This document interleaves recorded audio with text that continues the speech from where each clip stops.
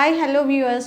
I'm Dr. Pratima Raj Reddy, working as Medical Superintendent of Government General Hospital, Nizamabad. Body, mind, soul viewers అందరికీ కూడా నా శుభాకాంక్షలు. Stay healthy and stay fit.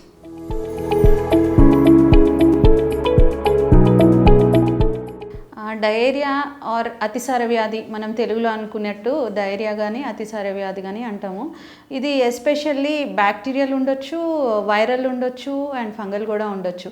అంటే రకరకాల causative organisms ఉంటాయి. ఇవి రాకుండా ఎలాంటి జాగ్రత్తలు తీసుకోవాలి అంటే అందరికీ తెలిసిన విషయమే. చిన్నప్పటి నుంచి మనకు అందరూ నేర్పిస్తూనే ఉన్నారు. భోజనం తినే ముందు ఖచ్చితంగా చేతుల్ని పరిశుభ్రంగా వాష్ చేసుకోవాలి మల్టిపుల్ టైమ్స్. అండ్ ఈ కోవిడ్ వచ్చిన తర్వాత మనందరినీ కూడా చాలా అలర్ట్ చేసింది. ప్రతి ఒక్కళ్ళు హ్యాండ్ వాషింగ్ అనేది ఎక్కువైపోయింది. సో అది గుడ్ ఫర్ హెల్త్ కదా. సో ఖచ్చితంగా మీరు హ్యాండ్ వాష్ చేసుకోండి. అండ్ ఏ ఆహారాన్ని తినాలనుకున్నా కానీ చేతులు పరిశుభ్రంగా ఉంచుకోవాలి. దెన్ మీరు యూస్ చేస్తున్న యుటెన్సిల్స్ అంటే వండుతున్నప్పుడు ఆహార పదార్థాలు వండుతున్న గిన్నెలు ఎలా ఉన్నాయి అండ్ తింటున్న ప్లేట్స్ ఎలా ఉన్నాయి, వాటి మీద కూడా దృష్టి పెట్టాలి. చాలాసార్లు ఇప్పుడు చాలామంది ఇళ్ళలో వర్కర్స్కి అడుగుతారు, పెట్టేస్తారు. సో అవి ఎట్లున్నాయి ఏంటి అని మనం చూసుకోకుండా డైరెక్ట్గా తినేస్తాం. అట్లా కాకుండా ఆ యుటెన్సిల్స్, పాత్రలు ఎలా ఉన్నాయి అనేది కూడా మీరు చూసుకోవాలి. ఇవి రెండే కాకుండా పిల్లలు చాలా వరకు బయట ఆహారాన్ని ప్రిఫర్ చేస్తారు. బయటకు వెళ్ళిన వెంటనే పానీపూరి తినాలనుకోవడం, ఏదో బర్గర్స్, పిజ్జాస్ తినాలనుకోవడం, అట్లా బయట ఫుడ్ మీద చాలా ఆశగా ఉంటుంది పిల్లలకి అండ్ టెంప్టింగ్గా ఉంటుంది.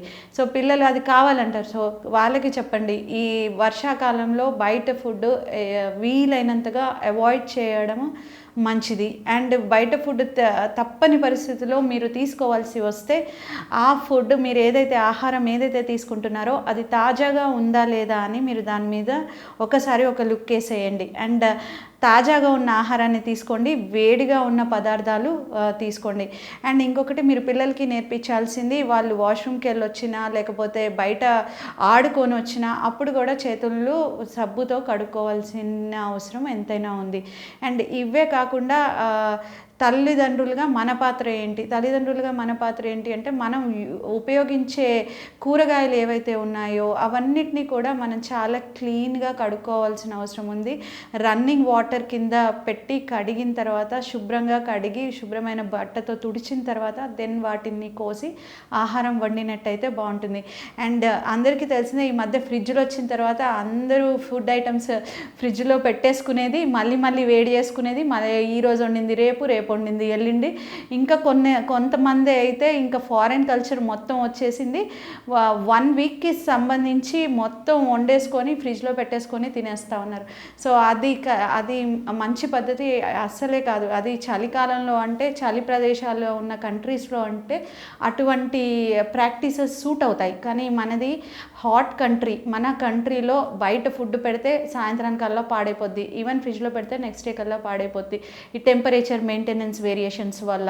సో మీరు ఎప్పటికప్పుడు వండుకొని తిని వేడిగా ఉన్న ఆహారాన్ని తీసుకుంటే ఈ అతిసార వ్యాధి జోలికి పోరు. అండ్ ఇంకొకటి, పుట్టిన పిల్లలు ఎవరైతే ఉంటారో వాళ్ళందరికీ కూడా మీరు పోలియో డ్రాప్స్ కానీ అండ్ వ్యాక్సినేషన్స్ కానీ అవన్నీ పర్ఫెక్ట్గా మీరు ఇప్పించాల్సిన అవసరం ఉంది. ఇంకా కూడా మనం పల్స్ పోలియో అనేది చేస్తూనే ఉన్నాం. 0 to 5 years ఉన్న పిల్లలందరికీ కూడా మనం వేపిస్తున్నాం. ఎప్పుడైతే గవర్నమెంట్ అది ఇస్తుందో ఖచ్చితంగా మీరు వ్యాక్సిన్ అనేది వేయించాలి.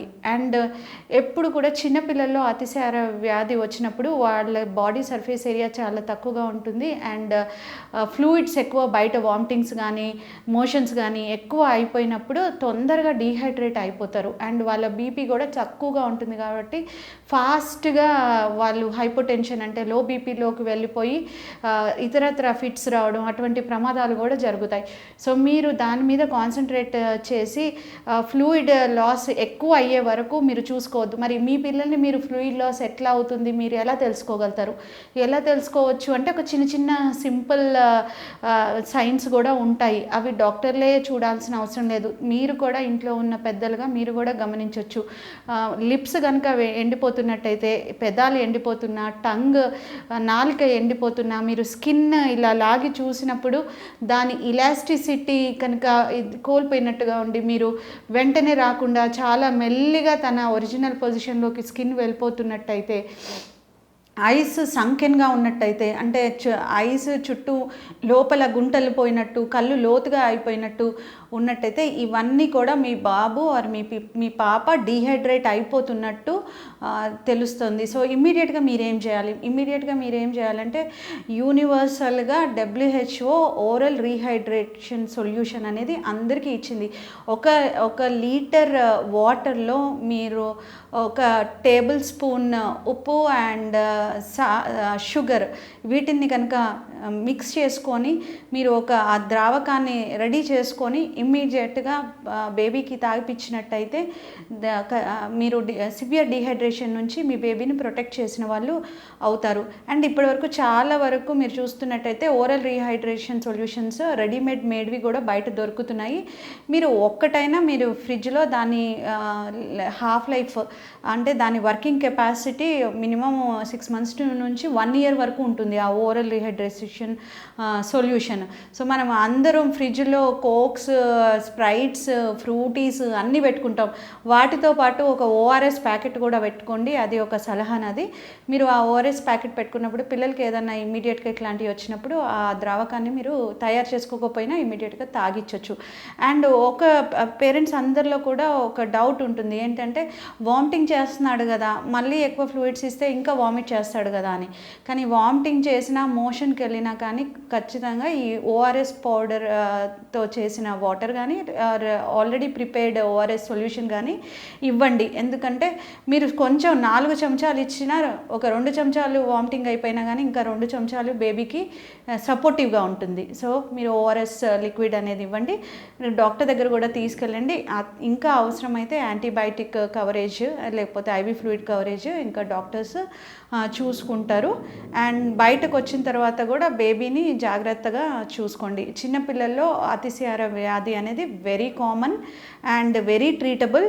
బట్ జాగ్రత్త తీసుకోకపోతే చాలా కాంప్లికేటెడ్గా కూడా అవుతుంది.